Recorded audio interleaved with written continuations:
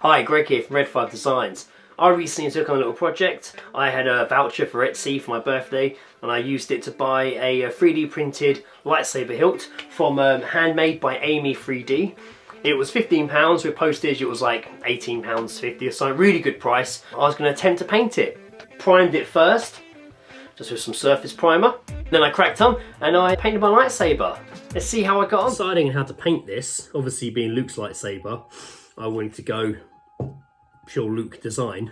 So I've got a few references here, as well as my daughter's toy lightsaber of Luke's. But these were the kind of colours I was thinking, the silver, the copper, and obviously the black beneath. I've already got it primed. I've got silver, and I've got the copper. And I thought, right, okay, maybe I'll just paint best I can to make it look like Luke's lightsaber, even though I'm not a painter. It's the first time I've tried something like this. My wife had an idea. He's a lot more artistically gifted than I am, especially when it comes to painting. She learned a lot from her dad, who works on movie sets. He actually worked on the little Star Wars prequels, which is exciting. She grabbed my 3D glasses paint from Turbo Dork, which is awesome paint. During, I think because of Brexit and a mix of COVID maybe, from their website, they're no longer shipping to UK. They've got a list of places you can order from. I got mine from Exit 23 Games, who are really great, came really quick. And they've been in touch a few times. They're really interested to know what you're working on, and they want to see the outcome of the finished project. So this looks good, maybe I'll share it with them. But yeah, Turbo Dork 3D glasses, a really cool metallic-y sort of paint. And Lizzie took that and she mixed it with a bit of the silver to get a bit more of a shiny metallic-y look. And then what she was doing with a dry brush was gently pulling it across to get the texture. So I get this more worn effect. Here, this is just her example, this more worn effect. And I think I'm going to go that direction now, rather than try and make it look pristine like Luke's does. Maybe I'm going to go for a more worn down, seen a lot of action, a bit rough around the edges hilt. I think it'll be a good starting point for me. So I want to give that a go and see how it comes out.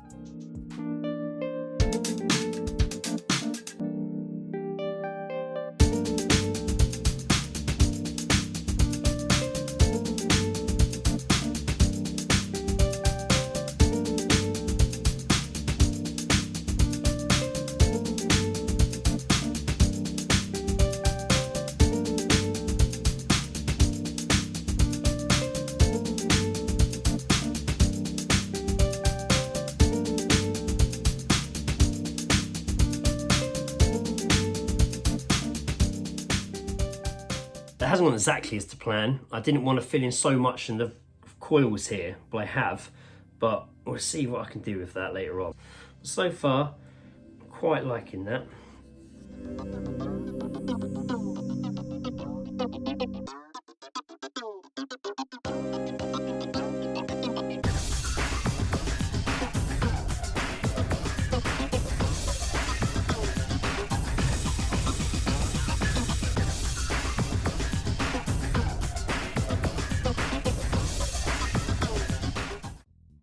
I managed to get a bit more definition in the coils.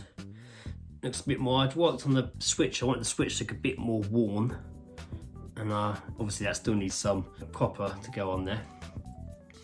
But for the first initial attempt, looking pretty good. This reminds me of a twister, but just the wrong colours. The ice lolly. But we are getting some nice, bit of a glob there I need to sort out. But it does look like here, like we are looking a bit worn and used. Yeah. Okay, all right, we're coming along. It's not there yet, it's not how I imagine it. I'm not completely satisfied yet, but it's taking shape. My wife popped back and gave me a little bit more guidance. I sent a few pictures to my friend Sam of Rebel Bases, who makes those awesome little custom bases for your figures. And now he's branching out into quite big dioramas. He gave me some tips and things to try shortly.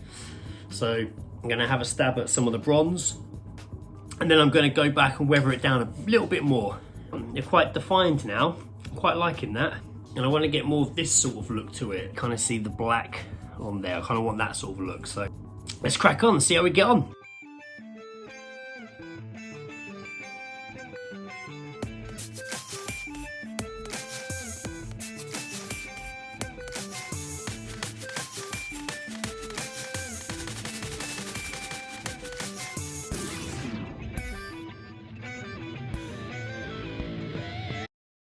Coming along pretty well now. I've also, idea Sam had, I watered down, he said brown shoe polish, but I didn't have it in the hand, so I actually really watered down the copper I was using for these bits, and kind of did some light dusting, which kind of picks up, kind of look back and try, you see it occasionally shimmer on the edge, gives it a nice rusty effect. Yeah, getting there. A few little touches, but it's coming along pretty well. I mean, there's a few imperfections, like when I primed it, for example, there's a few drips that were in the priming that, you know, it's kind of dried, and now that's it, they kind of sharpen the silver. But yeah, almost there. It's actually, from a distance, it looks pretty good. After adding a bunch of weathering to this, it really suddenly came to life.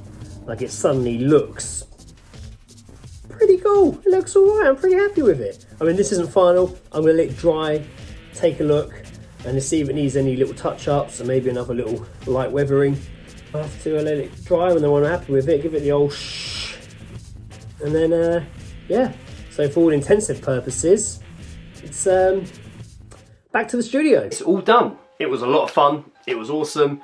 If I managed to do it, any of you can do it. Really happy with it. I think it looks great. If I ordered a painted one online and this is how it arrived, depending on how much I paid for it, I might have a few issues, but I did it and I'm really happy with it. I think it came out really great. It really made a big difference. After I gave it some weathering, covered the whole thing, probably left it on there longer than I needed to because I got distracted, quickly wiped it all off, actually made it look so much better. I really brought it to life. And the last step, to take it outside and spray it with some varnish and let it dry. Really happy with it.